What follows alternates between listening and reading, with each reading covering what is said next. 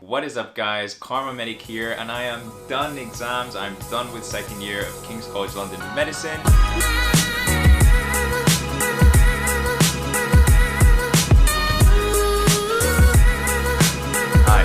Got me a little bit out of breath. Had a really sick night out yesterday at Guy's Bar. I ended up meeting quite a few of you guys. I think I met like 10, 11 or 12 of you who watch my videos. So shout out to all of you and thanks for coming up to me and saying hi. And yeah, it's just the best feeling in the world. I'm done with exams and I have summer ahead of me. So it's currently the day after the exam, and what I wanted to do before I head off to Canada and just have a bunch of other things in my schedule is I wanted to sort of sit down and reflect a little bit about my time at King's College London during my second year of medical school. Sort of reflect on the year, talk about what it was like, all the different things that I did, and maybe that can give you guys some insight into what it's like to be at medical school, and maybe you're interested and you'll apply to medicine.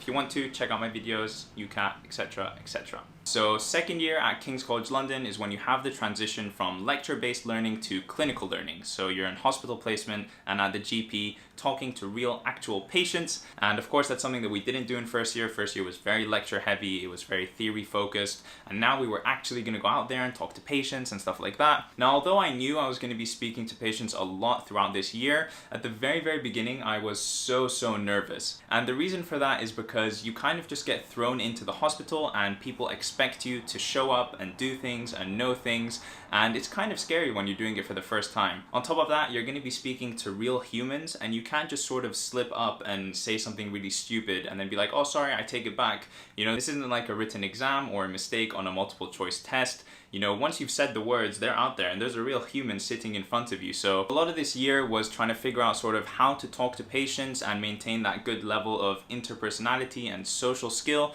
while also taking all of the information that you need from the patient in order to try and help come up with clinical diagnoses and management plans appropriately. So yeah, think about it. You've basically been sitting in a lecture hall for a whole year, just sitting down, listening to professors talk, taking notes on your laptop or your iPad or whatever, and now you're going to be thrown into the hospital with other doctors, surgeons, nurses, physiotherapists, everything. Everybody is there, and you know, they don't expect that much from you, but you need to be there, you need to show up. Another big change for the second year is that a lot of the learning becomes driven by you. You have to show up at hospital, but nobody really checks that you're there. Nobody checks what you're doing throughout your day. So a lot of the learning comes down to you. You have to say, I want to go see this, I want to follow X person around, and I want to cover A, B, and C skills. Nobody's going to tell you that you have to learn how to insert a catheter on this day, or you need to learn how to recognize the sounds of different heart murmurs on that day. You have to go and you have to see what patients are available and tailor your learning to what is around you.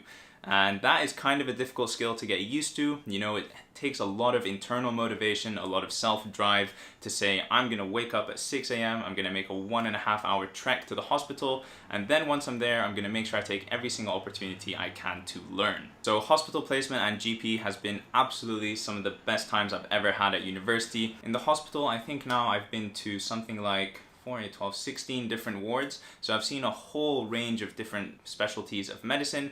I've gotten to talk to patients that are really young, that are middle-aged, that are very old, patients who are healthy and just have a little bit of a problem, and other patients that are in the intensive care unit or high dependency unit and, you know, are sort of at the end of their lives. I feel like I've learned so much medicine in this 1 year. Of course, there's still 3 more years to go and I have a lot to learn, but I feel like I'm well on my way and it's just great. Okay, so GP was actually really cool. You get assigned to a general practice with a couple of other students, and depending on who your GP is and how they want to teach you, you do different things. So I got quite lucky and my GP was fantastic. She actually let us sit in the chair of the doctor and take the history fully from the patients that came in. She was sitting behind us and to the side, so she could step in if, of course, we said anything that was incorrect, or when it came to the point where we needed to do like prescription and treatment. Obviously, we can't do that as medical students. So my GP honestly was so great. She let us take on the leading role and she really threw us in the deep end, so to speak.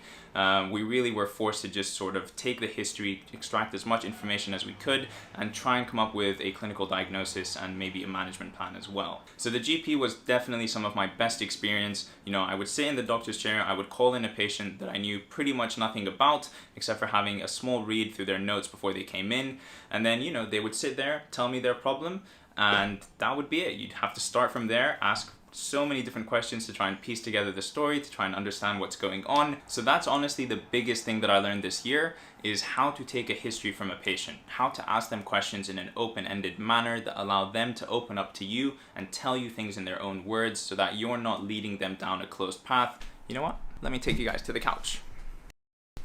What do we think of that? Is that a cool view?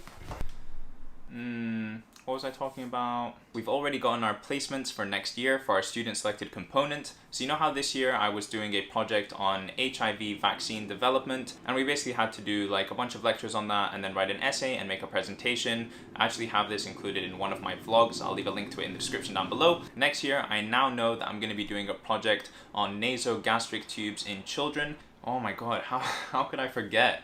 We had our first set of OSCEs this year as well.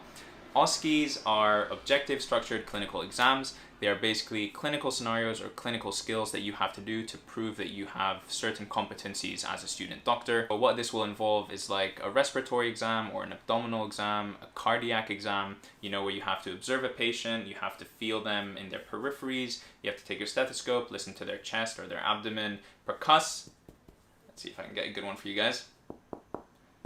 Can you guys hear that? So you need to percuss on the person's chest or abdomen to look for different signs, look for different abnormalities, and just ask the right questions and, you know, try and figure out what is going on with the patient in front of you. We also have things like how to take certain histories. So for example, a gynecological history or a conversation about, you know, how to stop smoking or how to lose weight, things like that. These are all types of things that come up in our OSCEs.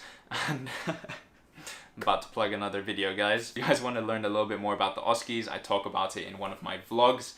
Links in the description or on screen or whatever. Anyway, so my first ever OSCEs this year, you know, it was kind of scary, I'm not gonna lie. Like, it's kind of like an MMI interview, except you have to do a lot of physical, practical activities as well. You know, you have to talk to real patients, and there's an examiner in the room, and they're sort of looking at everything that you do, marking things down. So it's quite a like high intensity, high stress situation, but it's something that we're gonna have to do every single year, and so it's something that I just need to get used to and get better at as time goes on. Thankfully, I actually did really well on my OSCEs. I'm really happy. I did a lot of practice with Kenji and Georgina, you know, practical practice, actually talking out loud, actually doing the exams and going through the motions, going through the physical steps that you need to do well on these stations. And yeah, it was a really good experience, and I hope to keep it up for next year as well. So besides the clinical aspects of second year at King's, we did continue to have lectures throughout the year, and those were always on a Monday. And usually I'd say we had lectures from something like 9 till 12, 10 till 1, 10 till 2, something like that. The lectures were significantly less this year than they were in first year. A lot of the lectures were focused on clinical diseases, clinical presentations, treatments, management plans, etc. So it kind of all really felt like this information was going to be directly relevant to me on the wards, to me in the hospital, and that's something that I was really happy about. In first year, there was still a lot of like biochemistry, metabolism, pathways, you know, just things to memorize that you don't really need to know as a doctor. These are all the like very specific, they're not exactly perfectly relevant to clinical medicine. So it was great to see that the lectures this year focused a lot more on the clinical aspect. We had lectures on a Monday, hospital on Tuesday. Wednesday was supposed to be reserved for anatomy. And I was really excited about this because I wanted to continue cadaveric dissection. It's one of the things that I enjoyed most last year, and I talked about that in my review of first year of medical school at King's. I'll leave a link to it somewhere up there. And yeah, so I was really looking forward to continuing dissection this year, and we actually didn't really get started on dissection until the second semester, so after December, and it was really sparse. We did dissections, I think, once every 2 or 3 weeks. Don't quote me on that, but it was significantly more sparse than last year. Last year we had dissection, I think, almost once a week, which is kind of a bummer. I really wanted to continue the learning of anatomy through cadaveric dissection, but instead I had to resort to using my computer, a bunch of 3D models and stuff, and I also got flashcards, Netter's anatomy flashcards that I've shown in another vlog. I think I'm gonna stop linking videos now. You can find anything you want in the description down below. below. Stats lectures, stats dissections, we still had tutorials and workshops and things like that, but again, significantly less than last year. Now, all of this free time that we've had during second year, I've used very, very productively, and that's one of the reasons that I was able to produce so many YouTube videos this year, and something that I'm very grateful for, so I could spend some time on passion projects that I have outside of medical school. That free time also allowed me to play basketball every single week. It allowed me to go on runs, go to the gym, hang out with friends, do all of my social activities and everything that I need to do outside of medical school to make sure that I'm still motivated, I'm not burnt out by medical school, and I still have the energy to work and strive for good grades and learning in medical school. There was enough time in my life in second year at medical school for me to do everything that I wanted. And that includes academics as well. I was still studying every single day, doing lectures, doing tutorials, doing workshops. That work still needs to be done. So for me, how I work throughout the year is that I do a little bit of work every single day so that when it comes to exam time, I don't have everything piling up on me and I have the whole world crashing down where I have something like 100 lectures to learn in a month or whatever. And usually what that turned out to be was something like 2 to 3 hours of work a day to catch up on lectures, tutorials, workshops, anatomy, student-selected component projects, whatever it was. Another big change with second year was that we started doing progress tests. So progress tests are single best answer multiple choice tests that have a lot of material that you've never seen before. So for example, when we did our first progress test, we had studied 12.5% of the material on that test. When we did the second progress test, we had studied 25%. And then by the time we wrote progress test 3, we had covered 50% of the examinable material.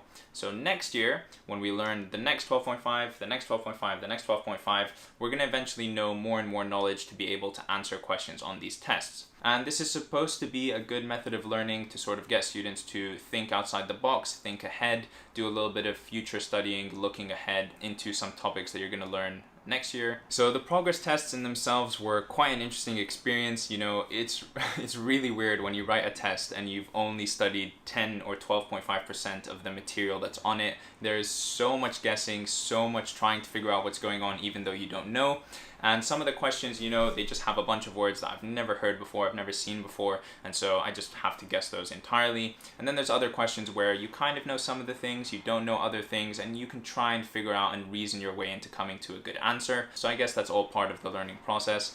But it's definitely a weird feeling. So that took a little bit of getting used to. I think our pass marks for the first 2 progress tests were 43 marks out of 100 and then 47 or something like that. Again, don't quote me on that. And then of course those get scaled up. So yeah, it's a little bit weird to get used to the fact that you're scoring like 50, 55, 60, 65% on these tests. It's a little bit different than high school where you are able to score 100%, 95%, 98%, whatever. Thankfully, throughout this year, I've still been able to maintain a great social life while at medical school. I've gone out with my friends every single week for dinners, for board game nights, for going out on the weekends. I've played sports every week, gone to the gym, run, seen friends at uni. There's still plenty of time to do social activities and extracurriculars. I've been making YouTube videos for this whole year, almost every single week.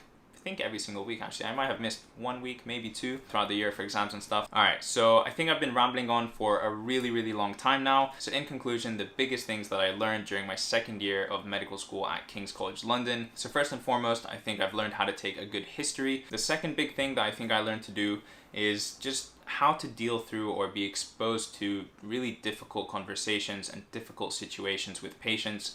When I first started the clinics, I just for some reason thought, every patient was going to be middle-aged, healthy, happy to talk to me, really just like fun and chill. And of course that's not the case. You get patients of all different age ranges, all different levels of niceness and social interactability, and of course all different severities of things that's going on with their own health and in their lives. So it was a big adjustment to sort of realize what is going on with others and how I need to listen to what they're saying, understand their situation and what they're saying, and then use my medical knowledge to try and figure out what might be best for them. Both really, really great things. I'm very thankful for the experiences that I've had, and I hope to continue to learn with similar experiences in the future. So yeah guys, second year has been quite a ride, honestly. So much clinical focus, so much clinical exposure in the hospitals and the GPs, in OSCE exams, progress tests. there has really been a lot of changes since first year. You know, first year is like somewhere over here, and then second year you just take a big jump. Honestly, it's really cool. I think it's awesome, and I'm just really excited to start third year of medical school. You know, it's basically around the corner. I'm basically a third year medical student. Knock on wood, not gonna fail. And I just cannot wait to see what it brings. I cannot wait to start. And yeah, I'm just really excited. Anyways, I have rambled on for way too long. If you are still watching the video at this point, you are a legend. If you guys enjoyed this video, don't forget to leave a like on it, subscribe to my channel if you want to see more content from me. And yeah, I will see you guys in Toronto. I will see you in the next video. Peace.